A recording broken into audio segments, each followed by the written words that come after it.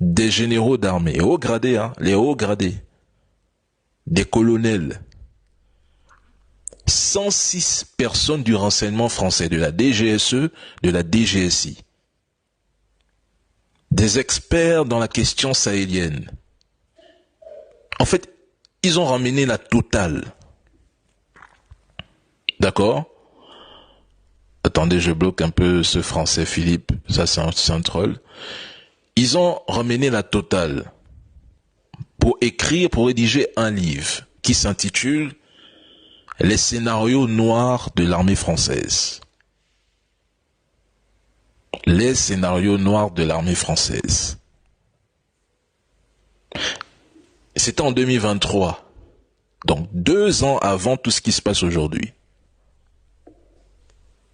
Dans l'article 6 du livre, dès 2023,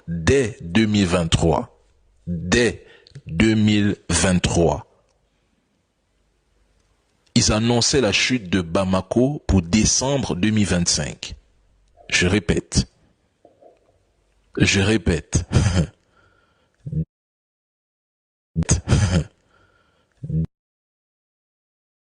Ils annonçaient la chute de Bamako pour décembre 2025. Je répète pour une dernière fois, hein, parce que je vais bientôt couper le live. Dès 2023, ils annonçaient la chute de Bamako pour décembre 2025. Question. Qu'est-ce qui s'est passé entre octobre et décembre 2025 à Bamako? Mettez-moi les réponses en commentaire. Hein. Vu que le livre est rédigé en 2023, publié en 2024. 2023, il vous annonce, en 2023, il vous annonce que Bamako sera attaqué par les terreaux. C'est eux qui le disent dans le livre, c'est pas Dani. Que Assimi Goïta sera capturé. C'est eux qui le disent, c'est pas Dani. C'est dans le livre. Allez lire. Parce que moi, je vais pas vous lire ce livre. Faites vos recherches. Dans le même livre, ils disent que les terreaux vont encercler Bamako et le Mali. C'est pas moi qui le dis, c'est dans le livre. Ils sont en 2023. 2025, cette communication se met en place. Dès septembre 2025. Ce qu'ils ont annoncé en 2023, cette communication s'est mise en place dès septembre, octobre 2025. Question. C'est toujours de la science-fiction? Je vous pose maintenant une question. Hein. Est-ce que c'est toujours de la science-fiction? Parce que pire, ils disent dans le livre, une fois Bamako tombe, le Burkina tombe. Moi, je vous pose une question, hein, c'est 2023 que ce livre a été rédigé. Est-ce que c'est toujours de la science-fiction? Parce qu'il y a trop d'émotifs sur la toile. Les émotifs ne comprennent parfois rien. Tellement ils aiment leur pays, sont nationalistes, qu'ils n'arrivent pas à imaginer un chaos. 106 personnes qui travaillent pour le renseignement français se réunissent pour rédiger un livre. C'est toujours de la science-fiction? Des généraux d'armée se réunissent pour écrire des scénarios de déstabilisation. Pour vous, c'est toujours de la science-fiction? Des membres du gouvernement qui ne veulent pas que leur nom soit cité dans ce livre. Pour vous, c'est toujours de la science-fiction? C'est une question que moi je pose. Hein. Après, moi je coupe le live. Donc, vous croyez que on mobilise jusqu'à 400 personnes qui ont des postes stratégiques au sein d'un gouvernement pour venir parler d'une science-fiction? Vous êtes sûr? Vous êtes sûr que c'est une science-fiction? La chute de Bamako qu'on annonçait là depuis octobre-novembre à RFI, France 24, France 22, France 2, Jeune Afrique. Cette fameuse chute où le Bamako est asphyxié. 2 ans avant, ils l'ont dit, ils l'ont prédit, ils l'ont écrit, ils l'ont annoncé. Pour vous, c'est toujours une science-fiction? Vous êtes sûr? Si vous me dites oui, moi, à partir d'aujourd'hui, honnêtement, moi, je ne parlerai plus, hein. D'ailleurs, même concernant le Sénégal, moi, il dit je ne parle plus du Sénégal. C'était bon. Moi, je suis quelqu'un, j'ai pas deux voix, c'est une voix. Quand je donne mon information et je constate que les gens sont têtus, je m'éloigne définitivement du pays.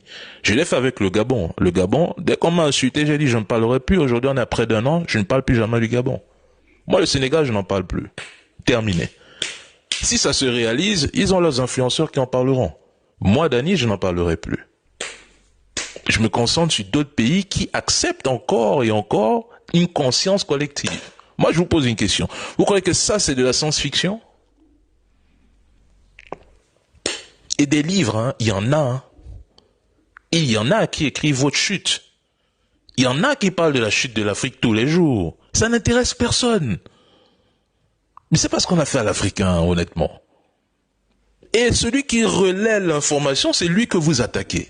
Mon Dieu. Comme disait un aîné, Akstafolai. Vous attaquez celui qui relaie l'information, alors au lieu d'aller attaquer ceux qui écrivent et pensent des scénarios pour vous déstabiliser. C'est du jamais vu. C'est incroyable. C'est même de la folie. Mais sérieusement, c'est de la folie.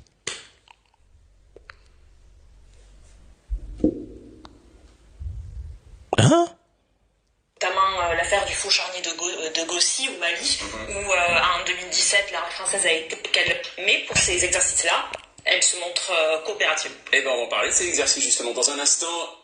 Scénario noir de l'armée française. Elle a interviewé 106 experts, militaires, scientifiques. La donne, telle une Erin Brockovich, elle est fière d'avoir préservé la parole des mineurs. Pour son nouveau livre, Les scénarios noirs de l'armée française, elle a interviewé 106 experts, militaires, scientifiques, politiques, qui lui ont fait part de leurs pires craintes pour les années à venir. Et si la Russie profitait de l'enlisement en Ukraine pour envahir les pays baltes? Et si l'Algérie faisait la guerre au Maroc? Et si une guerre civile éclatait en Nouvelle-Calédonie? Elle a imaginé 11 scénarios, ni science-fiction, ni prévision, qui pourraient toucher notre armée. Alexandra Saviana a été surprise, dit-elle, par l'ouverture d'esprit de l'armée française, bien loin de celle qu'on a longtemps...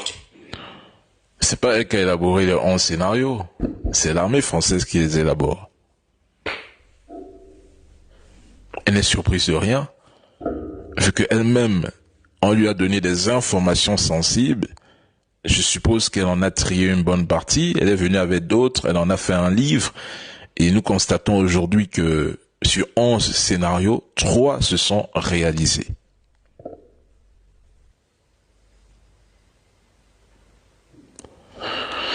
Ah mais là, Dany est précisément jusqu'au aucune réponse. J'ai pas vu son message, j'ai pas vu son mail. Est-ce qu'il a écrit au bon mail délivrance? J'ai pas vu. J'ai pas lu. C'est quoi son mail? Comme ça, je vais aller regarder ça tout de suite et je vais voir le message. Bref, chers Africains, je vais publier la vidéo intégrale parce que elle dure 50 minutes. Moi, j'ai pas 50 minutes ici à faire. J'ai pas ce temps. Sa vidéo là, ça dure 50 minutes. Je vais la publier sur Facebook, sur mon compte Facebook.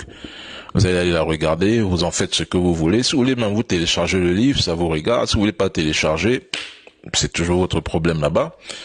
Ce qui est certain, dans ce livre, elle annonce qu'il y aura des attentats au Sénégal. Je sais pas sur quoi ils se sont basés, ces militaires, mais bon, ils disent que ce livre, c'est ce qui pourrait se passer. Donc, dans leur imagination, dans leur projet de vie, entre parenthèses, ils annoncent que 76 personnes de 220 blessés seront... il y aura 76 personnes de 220 blessés au Sénégal. Sur quoi ils se basent? Écoutez, si vous voulez avoir des réponses, appelez Alexandra Saviana ou allez au Quai d'Orsay, parce que c'est eux qui ont rédigé ce livre. Moi, Dany, je ne fais que relayer l'information afin d'éclairer la lanterne de plus d'un. Alors, s'il y a des personnes qui sont toujours dubitatifs, je vous exhorte à prendre l'avion, aller au Quai d'Orsay, avec ce livre en main, ou la photo du livre en main, et vous posez que 76 personnes vont mourir dans 2 attentats au Sénégal. Maintenant, c'est comme ça que je vais vous répondre. Maintenant, concernant l'AES, bon, nous savons très bien que leur plan a échoué. parce qu'ils avaient pour objectif que le Mali tombe en décembre 2025. C'est-à-dire que tout ce qui s'est passé entre septembre et décembre 2025 était programmé. C'était programmé. D'ailleurs, pour ceux qui ont lu ce livre, dès 2023, elle vous annonce une forme de coalition entre les terreaux et les opposants. Je répète.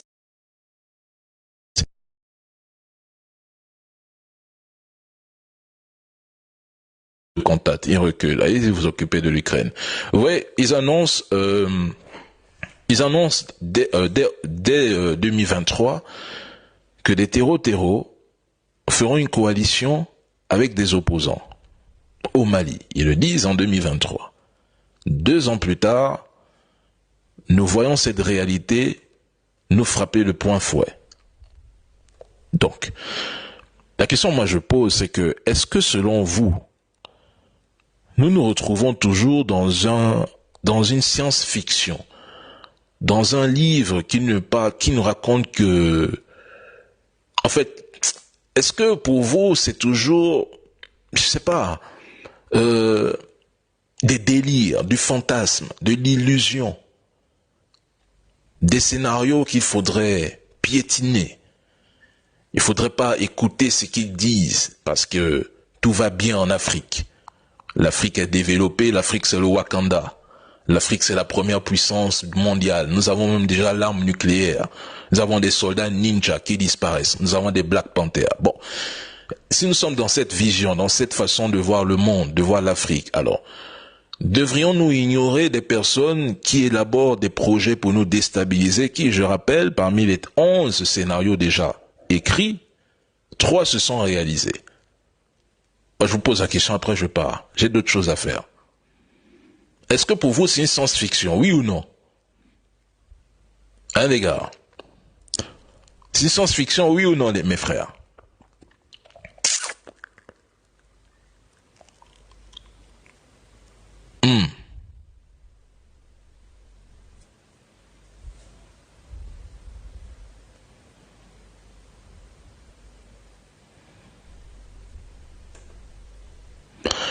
Un Gabonais me dit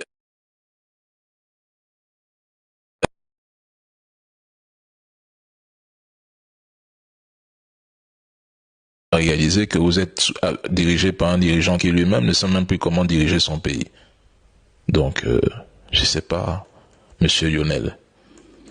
Si je parle du Gabon, vous allez vous cacher dans une tombe. Hein. Donc, mieux, vous me laissez parler de mes choses. Il y a des pays, j'ai plus envie de parler. Parce que quand je vais ouvrir ma bouche sur vous, vous allez faire une chose, vous allez signaler mon compte. Donc, laissez-moi me concentrer sur d'autres sujets. Je vous ai ignoré depuis. Donc, ne faites pas en sorte que j'ouvre la parenthèse de beaucoup de dossiers qui grattent même d'ailleurs ma bouche depuis quelques mois. Donc, laissez-moi tranquille, je parle de l'AES. Donc, dites-moi un peu, pour vous, est-ce que c'est une science-fiction?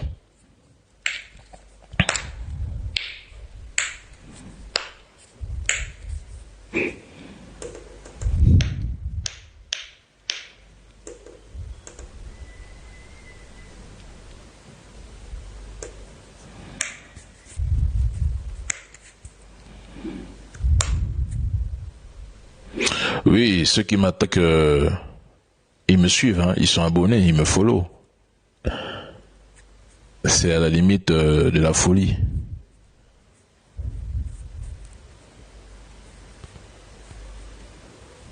Pour moi, c'est un plan qu'ils essaient de faire passer pour une préparation. En fait, ce que les gens ne comprennent peut-être pas, c'est que les scénarios ne peuvent peut-être pas se dérouler comme ils l'ont écrit, mais le projet, l'idée, elle est là, elle est centrale, elle est réelle. Parce que moi, je peux pas me lever un matin, je sais pas, je prends un café et j'imagine que 80 personnes vont mourir au Ghana. Je me base sur quoi pour le dire? Je me base sur quoi pour dire, dans 2 ans, il y aura un attentat en Éthiopie, que cet attentat va occasionner 220 blessés, 76 morts. Je vais me baser sur quoi pour le dire? Sauf si je serai à la base de ce qui va se passer. Il faudrait qu'on se comprenne un peu. C'est pas si on se comprend. Sur quelle base Dany va se lever un matin et annoncer 220 blessés, 76 morts dans un pays? Je me baserai sur rien. Sans logique. Même un humain doté d'une conscience ne peut pas le faire. Si tu le fais, c'est que tu es en train de le programmer. Sois un peu logique. Si tu es en train de dire que dans un pays il y aura 76 morts, c'est que tu es en train de programmer ça toi-même. Il n'y a personne au monde qui peut imaginer un tel scénario. Sauf si tu es dans le couloir de la programmation, dans le couloir obscur des programmations, dans le couloir obscur des projets de déstabilisation. Maintenant, ceux qui disent que c'est... Bonsoir mon frère Dramani. Ceux qui disent que c'est de la science-fiction, mais elle vous dit, c'est pour ça que je dis parfois vos cerveaux ont de l'huile et du lait à l'intérieur. Elle vous dit le scénario de Madagascar s'est réalisé comme ils l'ont écrit. Elle vous dit le scénario de Nouvelle-Calédonie s'est réalisé comme ils l'ont écrit. Elle vous dit le scénario de l'Iran et d'Israël, la guerre des 12 jours, s'est réalisé comme ils l'ont écrit. Vous, vous dites que c'est la science-fiction. Mais c'est une dinguerie, hein. Je vous le dis. Je n'arrive pas à croire mes frères africains, hein. Mais le mal est profond, hein. Je vous le dis. Dramani, si tu es là, tu montes un peu. On échange nous deux. On échange. Ouais, merci, t'es même là.